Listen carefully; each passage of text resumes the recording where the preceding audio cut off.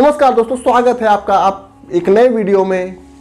आज का ये वीडियो है कि इंसानों पे जो साइंस के नाम पे एक्सपेरिमेंट किया जाता है, तो ये एक्सपेरिमेंट कोई आज से नहीं किया जा रहा, ये बहुत पुराना, लगभग हजारों साल से किया जा रहा है, जिसकी वजह से आज हम साइंस में इतनी तरक्की कर पाए हैं। क्योंकि ऑपरेशन से लेकर हर चीज जो है वो एक बार में नहीं सिखाया जाता, उसको बार बार करके देखना पड़ता है कि कहाँ गलत हो गया, नहीं गलत हो गया, ये हो गया। तो साइंस के नाम पे हम चूहे से लेकर के इंसानों तक पे एक्सपेरिमेंट करते रहते हैं और ये एक्सपेरिमेंट कभी कभी एक्सट्रीम लेवल पे पहुंच जाता है कि हम कभी कभी ऐसी ज्यादती कर देते हैं, इतना ज़्यादा कर देते हैं कि वो वैसा हमें नहीं करना चाहिए। तो आज तक दुनिया में ऐसे जो सबसे एक्सट्रीम लेवल के एक्सपेरिमेंट इंसानों पे किए गए हैं, उसके बारे में ये वीडियो है। एक्सपेरिमेंट्स किया और top 6 scary experiments on humans. ये बहुत खतरनाक वीडियो है, मैंने देखा नहीं है इसलिए मैं कुछ ज़्यादा बतला नहीं सकता, लेकिन फिर भी अगर आप कमजोर दिल वाले हैं तो इस वीडियो को नहीं देखिएगा। इस वीडियो को स्टार्ट करते हैं उससे पहले आप इस चैनल को सब्सक्राइब कर दीजिए, वीडियो पसंद आएगा तो उसे बाद में लाइक कर दीजिएगा और सब्सक्राइब के बगल में बेल आइकॉन है उसे ऑन कर दीजिएगा। तो वीडियो स्टार्ट करते हैं, 3, 2, 1 एंड गो। आज की इस वीडियो में मैं आपको दुनिया में किए गए इंसानों के ऊपर सबसे भयंकर एक्सपेरिमेंट्स के बारे में बताऊंगा, जिन्हें जानने के बाद आपको बिल्कुल भी विश्वास नहीं होगा कि कोई इंसानों के ऊपर ऐसा कुछ कैसे कर सकता था। लेकिन इससे पहले आप प्लीज़ इस वीडियो को एक लाइक दे दे और कमेंट्स में पिक में लिख दे, ताकि कल की वीडियो में मैं आपको शाउट आउट दे दूँ। मैनहट्टन प्रोजेक्ट, हो सकता है शायद आपने इसके बारे में सुना हो। असल में ये चीज़ अमेरिका वाले लोगों के लिए एक सीक्रेट ऑपरेशन थी और इस प्रोजेक्ट के तहत उनका प्लान था कि वो बेहद खास तरह के एटम बॉम्ब्स बनाएंगे जो दुनिया में चल रहे वर्ल्ड वॉर 2 को खत्म करने की क्षमता रखेंगे। और इसी प्रोजेक्ट के बीच हैरी डैगलियन नाम के ये व्यक्ति निकल कर आए और उन्होंने इस प्रोजेक्ट पर काम करना शुरू किया। 21 अगस्त 1945 के दिन वो इसी पर अपना काम कर रहे थे। वो असल में एक न्यूट्रॉन रिफ्लेक्टर बनाना चाह रहे थे, इसलिए उन्होंने एक 4.5 किलो की टंगस्टन कार्बाइड से बनी हुई ईंटों को प्लूटोनियम से बनी कोर के चारों तरफ रखना शुरू किया। इस एक्सपेरिमेंट में वो ऐसी कई टंगस्टन की ईंटों का इस्तेमाल कर रहे थे और बदकिस्मती से उनके हाथ से टंगस्टन की एक ईंट फिसलकर नीचे गिर गई और यहीं से एक चेन रिएक्शन शुरू हो गया। उनको अपनी गलती का एहसास बहुत जल्दी हो चुका था और उन्हें पता था कि अब उनके साथ क्या होने वाला है, इसलिए सबसे पहले उन्होंने इस चेन रिएक्शन को रोकने की कोशिश की, लेकिन तब तक बहुत देर हो चुकी थी और वो अब तक न्यूट्रॉन्स की रेडिएशंस का शिकार हो चुके थे। उनकी हालत का अंदाजा लोगों को हुआ तो तुरंत उन्हें कई हॉस्पिटल्स में एक के बाद एक भर्ती करवाया गया, लेकिन अब तक उनके पूरे शरीर में रेडिएशन पॉइजनिंग फैल चुकी थी। ये खबर सुनते ही उनकी माता और बहन तुरंत न्यू मैक्सिको पहुंच गई, लेकिन जब तक वो वहां पहुंची तब तक हैरी कोमा में जा चुके थे। बदकिस्मती से इस एक्सीडेंट के 25वें दिन बाद हैरी ने हॉस्पिटल में ही दम तोड़ दिया। इस एक्सपेरिमेंट की वजह से हुई मौत ने रेडियो एक्टिव एलिमेंट्स इस्तेमाल करने के सभी रूल्स और नियमों को बदल कर रख दिया। डायोक्सिन टेस्ट, सन 1965 में एक डर्मेटोलॉजिस्ट डॉक्टर एल्बर्ट क्लिगमैन ने अमेरिकन आर्मी और बहुत सारी फार्मास्यूटिकल कंपनीज की तरफ से एक स्टडी करी और इस स्टडी में वो पता लगाने की कोशिश कर रहे थे कि इंसान की त्वचा भयानक केमिकल्स के संपर्क में आने पर किस तरह से रिएक्ट करती है। इस प्रोसेस को हार्डनिंग का नाम दिया गया। मैं आपको पहले ही बता दूं कि इस टेस्ट से जुड़ी हुई बहुत सारी इंफॉर्मेशन और डॉक्यूमेंट्स को पूरी तरह से नष्ट किया जा चुका है या फिर हो सकता है उसे छुपा दिया गया हो, लेकिन जो हमें पता है वो ये कि डॉक्टर क्लिगमैन ने ये एक्सपेरिमेंट अपने पेशेंट्स के ऊपर किया था। हमें ये भी पता है कि उन्होंने उन बेचारे भोले भाले लोगों के ऊपर डायोक्सिन जैसे केमिकल को इस्तेमाल किया। ये वो टाइम था जब अमेरिका वियतनाम के बीच युद्ध चल रहा था और इस लड़ाई में अमेरिका इस तरह के बायोकेमिकल वेपन बनाना चाह रही थी जिनसे बड़े पैमाने पर वियतनाम की सेना को नुकसान पहुंचाया जा सके।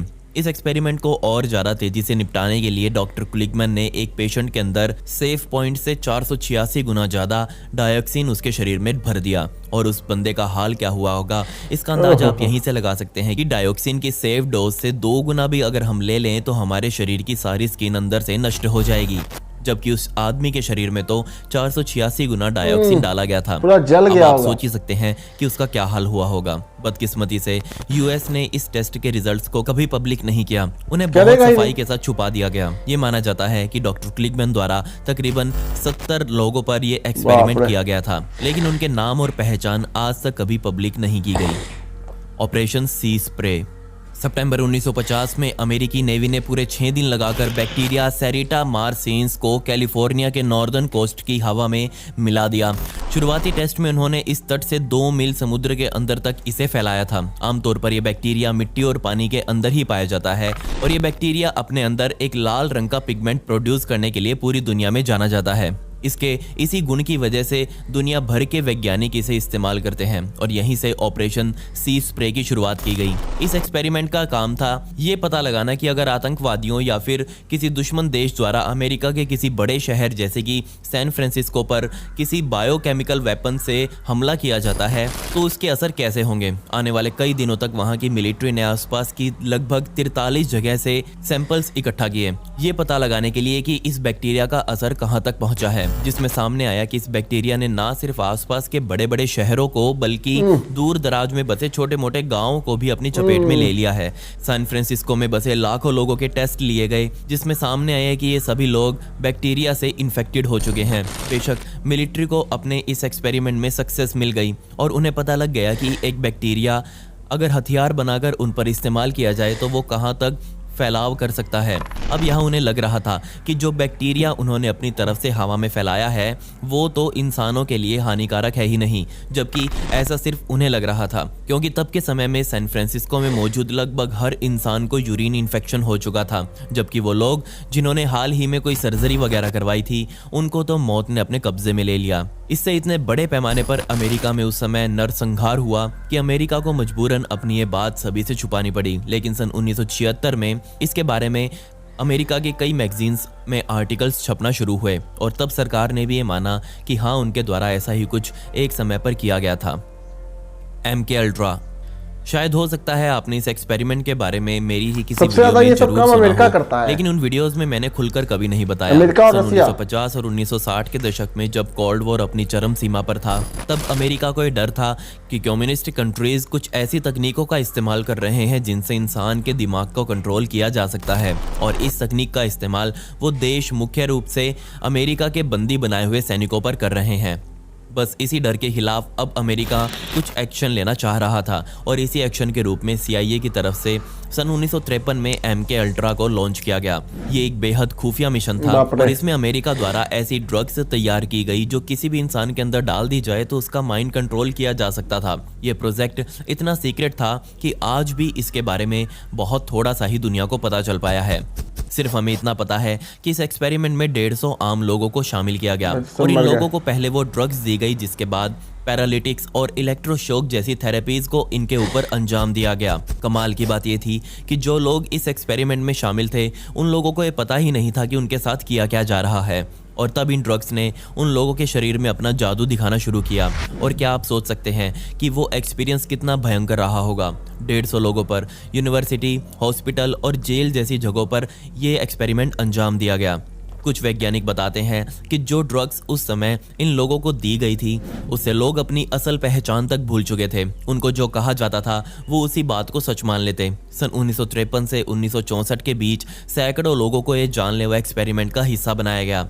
सन 1964 के बाद ये एक्सपेरिमेंट किसी पर किया गया या नहीं ये तो मुझे नहीं पता, लेकिन सन 1973 में इस प्रोजेक्ट को ऑफिशियली बंद कर दिया गया और CIA से जब इस प्रोजेक्ट की ऑफिशियल जानकारी मांगी गई तो उन्होंने कहा कि हमने कभी इस प्रोजेक्ट के कोई रिकॉर्ड नहीं बनाए, इसलिए हम पब्लिकली इसके बारे में कुछ कह नहीं सकते। QK हिलटॉप, जी हाँ, ये एक और प्रोजेक्ट था जिसे CIA द्वारा लॉन्च किया गया था और इस प्रोजेक्ट में वो चाइनीज लोगों द्वारा जो ब्रेन वॉश करने की टेक्निक यूज की जाती है उन टेक्निक्स पर स्टडी करने वाले थे। जी हाँ, एक समय था जब चाइनीज सरकार ने बहुत तगड़े मेथड्स इजाद कर लिए थे जिसके द्वारा वो खास तरह से इंटेरोगेशन कर पाते थे और इस पूरे प्रोजेक्ट की कमांड डॉक्टर हैरोल्ड वुल्फ के हाथों में सौंप दी गई। वो उस समय कॉर्नेल यूनिवर्सिटी में रिसर्चर थे। डॉक्टर वोल्फ ने सबसे पहले CIA से जेल में बंद लोगों के ऊपर होने वाले अत्याचार, उनके ब्रेन वॉशिंग, हिप्नोसिस और ह्यूमिलिएशन जैसी चीज़ों की टेक्निक्स मांगी। इन सभी को इकट्ठा करके वो एक ऐसी दवाई बनाने वाले थे जिससे वो दिमाग के उस हिस्से को ही डैमेज कर दें जिसमें दिमाग ये सब कुछ फील करता है। डॉक्टर हैरोल्ड ने अपनी इस एक्सपेरिमेंट में कई तरह की दवाइयां तो बना ली, लेकिन अब समय था इन दवाइयों को टेस्ट करने का और इस टेस्टिंग के लिए डॉक्टर हेरोल्ड ने तुरंत CIA से ही इसके लिए कुछ कैदियों की डिमांड करी, जिनके ऊपर वो इन दवाइयों को भी इस्तेमाल करने वाले थे। बेचारे बहुत सारे नादान कैदी, जिनको तो ये पता तक नहीं था कि अब उनके साथ क्या होने वाला है, उनको डायरेक्ट अब डॉक्टर हेरोल्ड के कहने पर एक कमरे में बैठा दिया गया।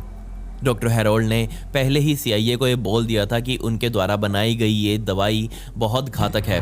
इससे इंसानी दिमाग पर ऐसा असर पड़ सकता है जिससे वो कुछ ही मिनटों में डेड भी हो सकता है। अगर ऐसा कुछ हुआ तो उसकी जिम्मेदारी डॉक्टर हेरोल्ड की नहीं होगी। ये दवाइयाँ उन कैदियों को दी गई, जिसके बाद उनके शरीर से कई तरह के सैंपल्स लिए गए। कुछ कैदी थे जिनके दिमाग में दवाइयाँ लेने के बाद खून का रिसाव चालू हो गया, जबकि बहुत से कैदियों को तो ये दवाइयाँ लेने के बाद रात को भयानक सपने आने लगे। इसके अलावा इस एक्सपेरिमेंट में और क्या खास हुआ था इसके बारे में कभी कुछ पब्लिकली नहीं बताया गया, लेकिन वो समय कितना बदकिस्मती भरा समय था जब लोग आम इंसानों पर ही एक्सपेरिमेंट करने से पहले एक बार भी नहीं सोचते थे। अब जरा इस फोटो को देखिए, जिसमें आपको प्रोजेक्ट कैल्शियम के कुछ अवशेष दिखेंगे। जी हाँ, ये एक प्रोजेक्ट था। ये क्या है? इसकी जानकारी मैं नहीं बल्कि आप मुझे देंगे, वो भी इंस्टाग्राम पर, और जिसकी सही हुई मैं उसे एक बहुत अच्छा कुछ गिव अवे करूंगा। तो प्लीज आप मुझे मेरे इंस्टाग्राम पर फॉलो कर लें और वहां मुझे अपने उत्तर सबमिट करें, और अगले हफ्ते इसी दिन मैं आपको गिव अवे के रिजल्ट्स कुछ बताऊंगा। खैर, पिछली वीडियो का शाउट आउट पिनाटो को and comment pick me to get a shout out in next video. आपको ये वीडियो कैसी लगी कमेंट्स में वो भी बता दें। मिलते हैं अगली वीडियो में। ये वीडियो देखने के लिए धन्यवाद।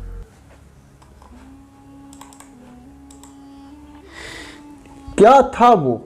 मेन है कि प्रोजेक्ट कैल्शियम, इसके बारे में रिसर्च करेंगे, किसी और वीडियो के बारे में बताएंगे आपको कि वो प्रोजेक्ट कैल्शियम क्या था, कि क्यों शरीर पे वो दाना दाना सा निकला। यार पहले क्या होता था कि उस समय में लड़ाई झगड़ा जो है ना, जंग और वार, वो बहुत ज़्यादा होता था और सबको एक दूसरे से डर लगता था। उसको लगता था वो फलाना चीज़ कर रहा है, वो ये कर रहा है, तो हमको वो उस तरह का उसका इलाज करना है या उसका उस तरह की कोई चीज़ खोज के रखनी पड़ेगी। जैसे कि परमाणु बम है, उस देश ने बना लिया तो हमें भी बनाना है, चाहे वो जैसे बनाए, जिस कॉस्ट में बने वो बनाना है। ये वीडियो आपको कैसा लगा? इस तरह की चीजें होनी चाहिए या नहीं, मुझे कमेंट करके बताइए। ये वीडियो अगर पसंद आया हो तो उसे लाइक कर दीजिए, चैनल को सब्सक्राइब कर दीजिएगा, बेल आइकन को ऑन कर दीजिए, जिससे आने वाले वीडियोस का नोटिफिकेशन आपको मिले। मिलते हैं अगले वीडियो में, तब तक के लिए जय हिंद।